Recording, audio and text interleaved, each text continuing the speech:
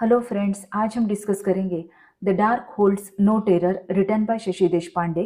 शशि देशपांडे एक Indian novelist है और इन्हें साहित्य अकेडमी अवार्ड मिला है उनके बहुत ही famous novel that long silence के लिए 1990 में।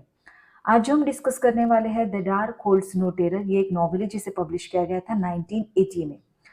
इसका थीम जो है वो है women in the male dominated society और Indian society's view regarding the role of a men and women.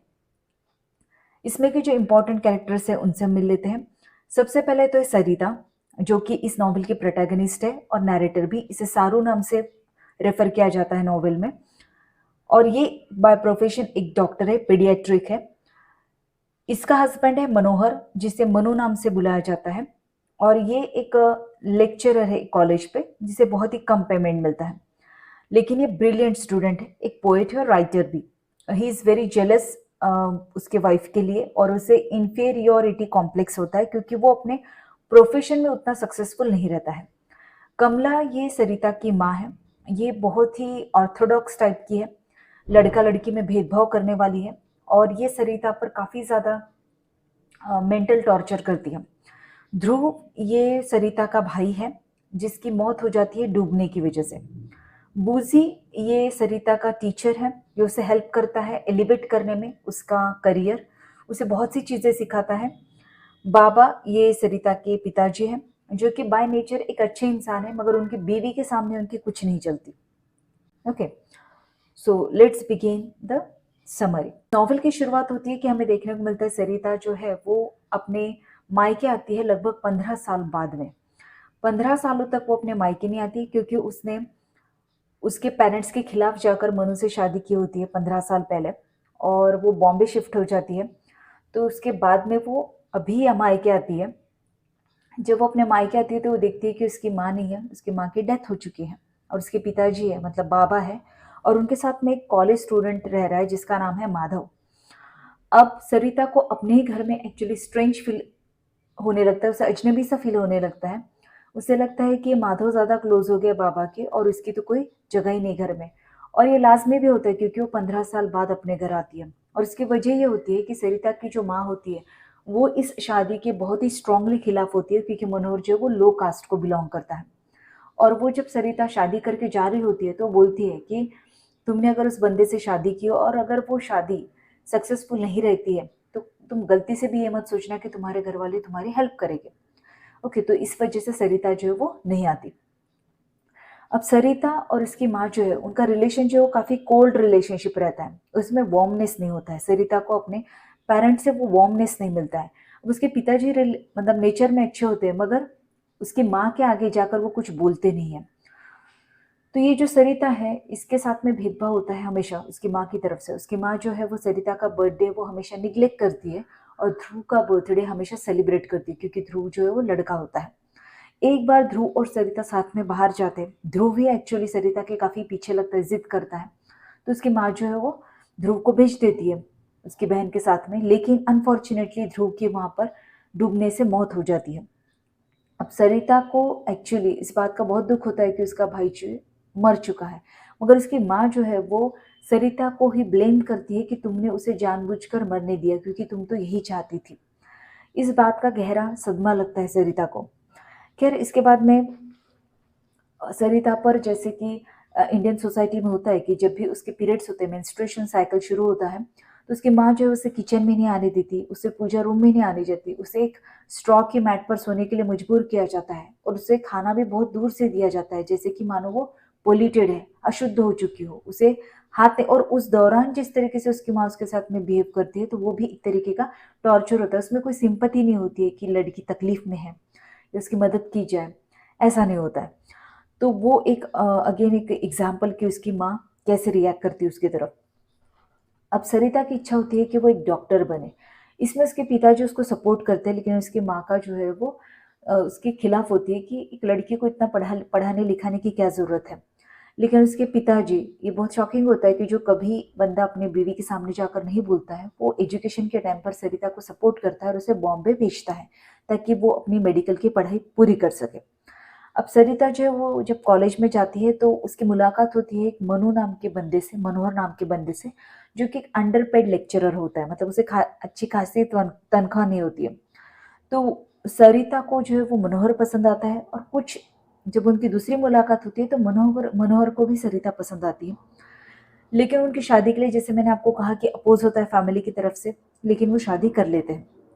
अब सरिता को ये उम्मीद होती है कि जो उसके पेरेंट्स के घर पे उसको प्यार नहीं मिला, सम्मान नहीं मिला, वो शायद मनोहर उसे देगा, और इसीलिए वो मनोहर से शादी करने के लिए राजी हो जाती है। सरिता को अपना जो करियर है उसका ग्राफ ऊंचा करना होता है, अपने आप को एलिवेट करना होता है, तो उसके लिए वो हेल्प लेती है बुजी की। अब ये बुजी जो है वो उसे मदद करता है कि वो उसकी कॉलेज डिग्री कंप्लीट करे, और उसे वो एक एस्टैब्लिश प्रैक्टिशनर, वो पीडियाट्रिक डॉक्टर होती है, बच्चों की डॉक्टर होती है सरिता, तो उसे वो हेल्प करता है सेटल डाउन होने के लिए। लेकिन ये जो बुजी होता है एक्चुअली होमोसेक्सुअल होता है, और अपनी होमोसेक्सुअलिटी छिपाने के लिए वो सरिता के साथ में घूमता है, उसके साथ में फ्लर्ट करता है, मतलब आसपास के लोगों को ये लगे कि ये नॉर्मल बंदा है करके। अब अदर देन पीडियाट्रिशियन, मतलब पीडियाट्रिशियन का जो कुछ भी नॉलेज होता है वो तो वो सरिता को देता ही है, लेकिन साथ में वो उसे ये भी सिखाता है कि अच्छी अंग्रेजी कैसे बोली जाती है, उसमें के प्रॉपर एक्सेंट्स कैसे होते हैं, अच्छा खाना कैसे खाया जाता है, और बुक्स कौन सी पढ़नी चाहिए, और रीडिंग को कैसे एंजॉय करता है। ऐसी ढेर सारी चीज़ें जो है, मतलब एक पर्सन को ग्रूम करने के लिए जो कुछ भी होता है वो सब बुझी उसे सिखाता है। बुझी से वो फाइनेंशियल हेल्प भी लेती है, और अपना एक अलग से कंसल्टिंग रूम वो सेटअप भी करती है। लेकिन जैसे ही उसका करियर ग्राफ ऊपर बढ़ते जाता है, वो सक्सेसफुल होते जाती है और as a prominent doctor establish हो जाती है, वो बुजी को निग्लेक्ट करना शुरू कर देती है सरिता। इधर नॉवेल्स में ऐसे कई इंसिडेंट्स हैं जो मैं मेंशन करना चाहूँगी, कि जब Sarita as a successful doctor establish हो जाती है तो मनु को इन्फीरियर फील करने लगता है। मनु जो है उसमें इन्फीरियरिटी कॉम्प्लेक्स आ जाता है, उसे इग्नोर्ड फील होने लगता है। क्योंकि क्या होता है कि एक बार एक प्रेस कॉन्फ्रेंस चल रही होती है, जिसमें एक रिपोर्टर जो है वो मनु से डायरेक्टली पूछ लेती है कि आपके घर का ब्रेड और बटर दोनों सरिता ही अर्न करती है, तो मतलब आपको कैसा लगता है? मतलब सीधा-सीधा क्वेश्चन का मतलब ये है कि सरिता ही कमाती है और सरिता ही घर चलाती है, आप तो कुछ करते नहीं हो। तो how do you feel about it? तो ये क्वेश्चन जो है वो मनु को बहुत दिल में लग जाता है। एक बार ये जब ऊटी जाने का प्लान कर रहे होते हैं और उसके लिए शॉपिंग कर रहे होते हैं, तो मार्केट में मनु की मुलाकात होती है उसकी कलीग से और उसकी बीवी से। तो जब वो मनु उनसे कहता है कि वो ऊटी जाने के लिए शॉपिंग कर रहे हैं, तो उसका दोस्त बोलता है कि हम इतना महँगा ट्रिप अफ़ोर्ड नहीं कर सकते। तो उसकी बीवी बोलती है कि अगर तुमने किसी डॉक्टर से शादी की होती, जैसे मनु ने की है, मनोहर ने की है, तो तुम भी ऊटी जा सकते थे। तो मनु को फिर से एक इंसल्टिंग टॉन्ट लगता है कि वो कमाई नहीं करता और बीवी की कमाई पे घूम रहा है। तो ये सारी चीज़ें जो है वो मनु को तकलीफ देती है, परेशान करती है मानसिक रूप से, और वो सेक्सुअल सैडिज़्म का पेशेंट बन जाता है। सेक्सुअल सैडिज़्म मतलब वो अपनी वाइफ के साथ में दिन भर तो नॉर्मल तरीके से बिहेव करता है, लेकिन रात के समय में वो एज़ अ रेपिस्ट बिहेव करने लगता है। अब ये सेक्सुअल सैडिज़्म में ये होता है कि इंसान जो है वो टॉर्चर करता है आगे वाले को, मे बी रस्सी से बाँध कर या उसे मार कर, पीट कर, डरा कर। तो इस तरीके से मनु जो है वो हर रात सरिता को टॉर्चर करता था। इसलिए सरिता जो है बहुत परेशान हो गई थी अपनी लाइफ से। उसे कभी नहीं लगा था कि उसकी शादीशुदा ज़िंदगी जो है वो इतनी बदतर तरीके से आगे चल के साबित होगी। जब सरिता की माँ की डेथ हो जाती है और 15 साल बाद सरिता जब वापस अपने घर आती है और अपने बाबा से मिलती है, तो उसे लगता है कि वो अजनबी है इस घर में। लेकिन धीरे-धीरे वो अपने बाबा से बात करती है और उसे अब समझ में आता है कि उसके पिताजी जो है वो बहुत ही कूल, काम और कैपेबल बंदा है। जो ये पर्सनैलिटी उसके बाबा की उसे कभी नज़र नहीं आई थी, क्योंकि उसकी माँ जो है बहुत डोमिनेटिंग थी। तो उसके बाबा जो है वो सरिता को समझाते हैं और उसे बोलते हैं फाइट बैक करने के लिए, टू फेस द रियलिटी, और स्ट्रांगली खड़े रहने के लिए। तो सरिता जो है वो वापस अपने हस्बैंड के पास में जाती है, क्योंकि वो इंडियन सोसाइटी में रही होती है, बहुत ज़्यादा इम्पैक्ट होते हैं इंडियन सोसाइटी का उसके ऊपर। तो वो डिवोर्स लेने की तो नहीं सोचती है, लेकिन वो डिसाइड करती है कि now she will face Manu very strongly and she will talk to him, कि जो कुछ भी सिचुएशन है उसमें सॉल्यूशन निकालने की कोशिश करेगी। तो ये थी इस नॉवेल की समरी। अब समझ लेते हैं इस टाइटल का मीनिंग क्या है, the dark holds no terror. इसमें का डार्कनेस क्या है, जो कुछ भी सरिता के साथ में होता है।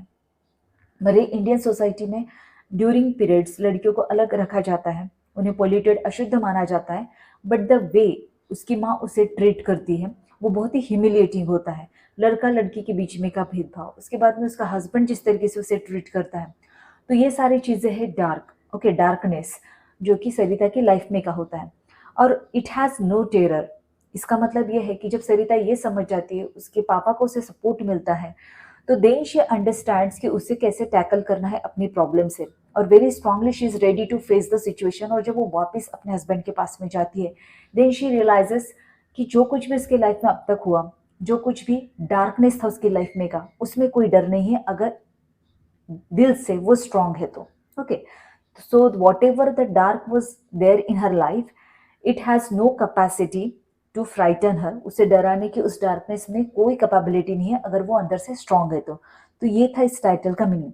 अब दूसरा पहलू ये समझ लेते हैं कि अक्सर हम इस नॉवल को सिर्फ फेमिनिज्म के एंगल से देखते हैं कि मेल डोमिनेटेड सोसाइटी में औरतों पे कैसे अत्याचार हो रहा है, लेकिन इसका दूसरा एंगल ये भी है कि इंडियन सोसाइटी में बहुत ही ऑर्थोडॉक्स विचारों वाले लोग हैं कि जो ये मानते हैं कि सिर्फ आदमी है जिन्होंने बाहर जाकर कमाना चाहिए और घर को चलाना चाहिए। अगर कोई आदमी इस रोल से हटके या अपनी वाइफ के बराबर में नहीं कमा पाता या अपनी वाइफ से ज़्यादा नहीं कमा पाता या उसकी वाइफ अगर ज़्यादा सक्सेसफुल है, तो ये इंडियन सोसाइटी जो है वो उस आदमी की तरफ निकम्मा है या नाकामयाब है इस एंगल से दिखती है।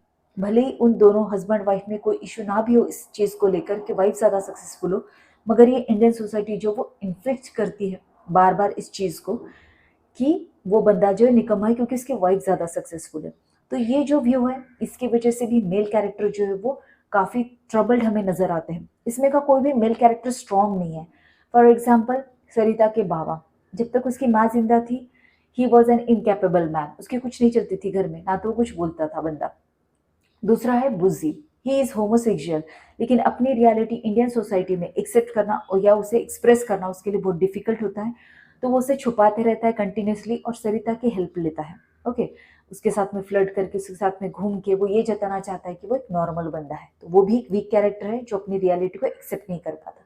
तीसरा बंदा है मनोहर, कि सरिता जब सक्सेसफुल होती है तो इंडियन सोसाइटी में जो कुछ भी उसके बारे में बोला जाता है, तो उन इंसिडेंसेस से वो उस पर अफेक्ट होता है और उनका रिलेशन खराब होता है, उसमें इंफीरियोरिटी कॉम्प्लेक्स आता है, सेक्सुअल सैडिज्म का वो शिकार बन जाता है क्योंकि वो जो कुछ भी सिचुएशन उसके सामने आती है उसे टैकल नहीं कर पाता स्ट्रांगली। तो इसमें का कोई भी मेल कैरेक्टर जो है वो स्ट्रांग नहीं बताया गया है।